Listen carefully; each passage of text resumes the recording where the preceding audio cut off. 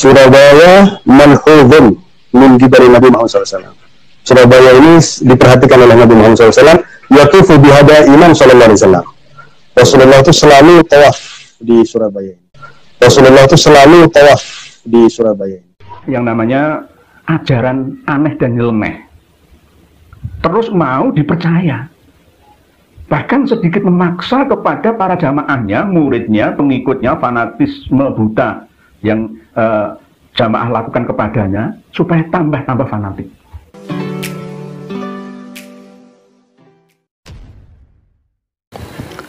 Assalamualaikum warahmatullahi wabarakatuh. Kembali berjumpa dengan saya di channel Gagasan Progresif 29. Sahabat Subhan dan Satana di mana saja Anda berada. Kali ini ada sebuah video yang ini betul-betul cukup mengejutkan kita semua. Ya, ini dalam salah satu dialog dengan salah seorang habaib yang ini membicarakan tentang kota Surabaya ya memang dikenal sebagai kota yang cukup besar tapi dibalik besarnya kota Surabaya ini ternyata oleh salah seorang habaib ini membuat sebuah statement yang betul-betul ini mencengangkan kita semua, karena itu kota Surabaya ini dikaitkan dengan menyeret nama Rasulullah Sallallahu Alaihi Wasallam, dan inilah yang kemudian membuat kita semakin bertanya-tanya kok sampai hal-hal seperti ini itu dilontarkan oleh seorang habaib atau orang yang mengaku sebagai zuriat Nabi. Ini kan informasi yang ini susah dinalar oleh masyarakat masyarakat Islam khususnya orang-orang awam. Nah, hal-hal seperti ini seharusnya ini tidak boleh diumbar ke publik Nah, inilah yang kemudian ditanggapi oleh Kiai Nur Yahya dan dia pun memberikan pencerahan tentang hal-hal seperti ini, karena ini memang berbahaya, bisa menyesatkan umat Islam di Indonesia.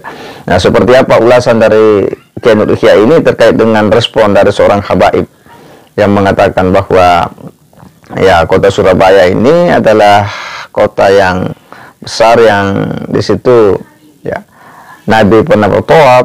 Nah, ini kan sebuah ungkapan yang menurut kita ini jelas menyimpang, yang kemudian harus diluruskan.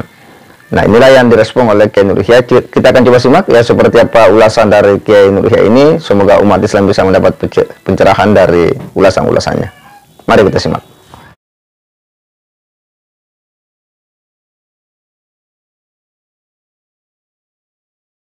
Surabaya. Berapa lama kira-kira Habib Muhammad bin Idris itu menetap di Surabaya, Habib? Ya itu seperti yang saya katakan, tidak menetap di Surabaya, beliau menetapnya di Cirebon. Taradud di mana? Tapi beliau cuma sering datang ke Surabaya, tiap 2 bulan, 3 bulan sekali datang ke Surabaya. Dan di Surabaya pun hanya sekitar seminggu 2 minggu kembali, karena beliau sangat cinta sama Surabaya, sangat senang sekali dengan Surabaya. Bahkan Habib Abu Bakar bin Muhammad As-Sigaf mengatakan Surabaya manhudun min qibali Nabi Muhammad SAW. Surabaya ini diperhatikan oleh Nabi Muhammad SAW. Yaqifu bihada Imam sallallahu alaihi wasallam. Rasulullah itu selalu tawaf di Surabaya. Rasulullah itu selalu tawaf di Surabaya. Rasulullah itu selalu tawaf di Surabaya. Sebelumnya kita akan mengcounter pernyataan cerita dongeng dari seorang habib. Ya begitulah, habib itu mulai dari yang kanak-kanak, remaja, dewasa, sampai yang tua itu ya begitu. Senengannya dari karangan cerita bebas. Jika saya kumpulkan cerita-cerita aneh bin ajaib yang berisi khurafat, berisi dongeng-dongeng yang tidak masuk akal, itu banyak sekali. Ini sebagian saja secara bertahap pula. Supaya apa? Masyarakat Indonesia, umat Islam khususnya ini tidak tambah bodoh. Oleh sebab itu, kemungkinan banyak yang belum tahu, banyak yang belum pernah melihat sendiri, hanya sekedar kila wakola, jari ini. Nah, ini secara nyata. Jejak digital itu kejam, Jenderal. Jadi tidak bisa dipungkiri lagi, mau bantah kayak apa? Silahkan kumpulkan semua anggota Robito Alawiyah di seluruh Indonesia untuk membantah video ini. Nggak ada yang bisa. Benar atau tidaknya, klarifikasi atau bagaimana, nggak ada, karena ini jelas, sudah jelas bahwa ada seorang Habib, ya, katanya Habib Abu Bakar Gresik itu pernah berkata bahwa Nabi Muhammad SAW itu mencintai Surabaya. Saya ini Surabaya, Surabaya Pusat, apa Surabaya Selatan, Surabaya Barat, Surabaya Utara, apa Surabaya Timur, kan masih perlu dijelaskan lagi supaya benar-benar jelas loh. Orang Surabaya benar-benar paham bahwa Nabi kita, Nabi Agung Muhammad SAW itu benar-benar tawaf di Surabaya. Ya, inilah yang namanya ajaran aneh dan nyeleneh. Terus mau dipercaya, bahkan sedikit memaksa kepada para jamaahnya, muridnya, pengikutnya, fanatisme buta yang jamaah lakukan kepadanya supaya tambah-tambah fanatik. Ini namanya kan kebodohan. Nanti pasti ujung-ujungnya akan menuduh saya Wahabi itu. Wahabi kan begitu, ujung-ujungnya pasti ke situ. Coba kumpulkan guru SD, guru SMP sampai dosen perguruan tinggi, bahkan guru besar sekali profesor sekalipun. Suruh lihat video ini. Aneh apa enggak? Gitu aja. Kita berbicara kewajaran saja.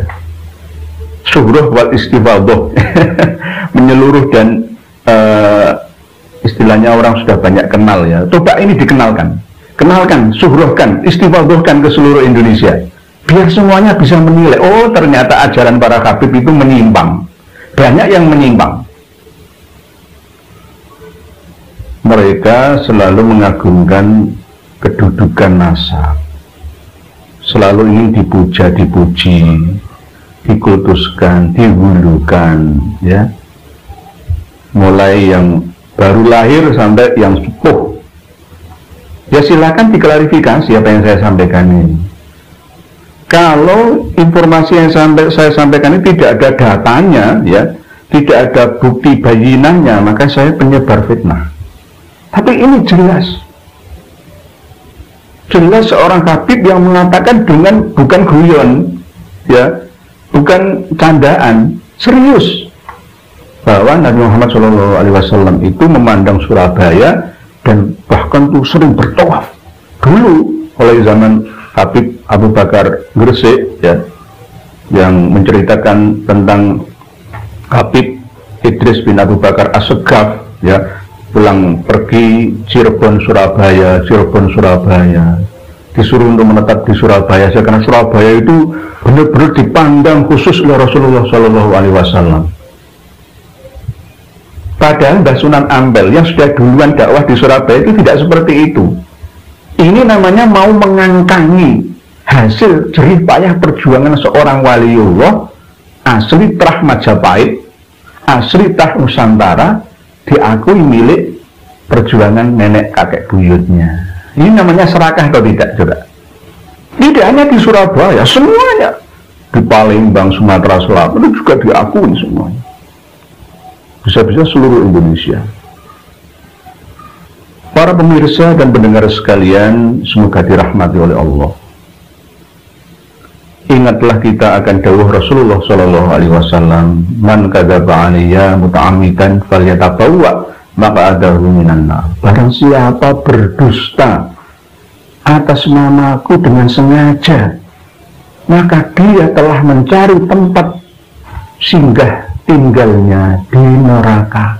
Di kehidupan dunianya merana sengsara, berduka, susah gundah gelisah payah, kesedihan, kesakitan. Di akhirat setelah meninggal dunia juga begitu. Karena apa? Berbohong atas nama Rasulullah SAW. Seandainya cerita ini, ya, cerita klasik, klinik, ya mistik yang tidak masuk akal ini didengar oleh mufti Al-Azhar Kairo sana, mufti Saudi Arabia sana, insya Allah mereka akan marah. Mereka akan marah dan akan mengatakan bahwa para habib ini mengikut penganut aliran yang menyimpang dari agama yang hak, agama yang lurus, sirat yang mustaqim ini. Bahkan akan menilai para habib ini sebagai man yang adollah, ya, lebih tersesat. Bahkan adollu wa dollu an sawa'is sabil, sesat menyesatkan, jauh dari jalan Allah yang lurus, siratal mustaqim. Umat Islam Indonesia harus semakin cerdas, bisa memilah dan memilih mana pemuka agama, pejuang agama yang benar-benar tulus murni berdakwah dan mana yang tidak tulus. 40 tahun ikut Habib, hai kalian ustadz, hai kalian santri, wahai kiai pribumi, tidak akan bisa menjadi Habib kalian. Tapi kalau ada santri ikut kiai, pasti dia akan bisa jadi kiai. Sukses mana? Ayo coba pikir bareng-bareng. Ada santri nyantri dengan kiai pribumi, Ustadz Ajengan, Bu Bagus, Tengku, Tuan Guru, pasti dia akan menjadi seperti gurunya. Sama seperti yang terjadi pada abad 19 awal yang tercantum dalam kitab Al-Istizadah ini. Sangat memalukan dan memilukan. Di Indonesia ini tidak untuk mencerdaskan umat dan masyarakatnya, tapi justru malah membodohinya, supaya masyarakat Indonesia ini tambah bodoh dan takluk selamanya. Sungguh ironi, kejam dan sangat kejam, tidak mengikuti Undang-Undang Dasar 1945 yang turut serta mencerdaskan kehidupan bangsa, tidak sesuai dengan pembukaan Undang-Undang Dasar 1945 itu.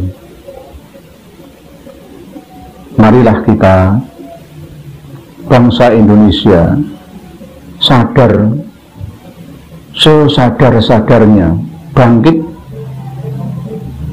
dengan sesungguhnya, bahwa ternyata selama ini kita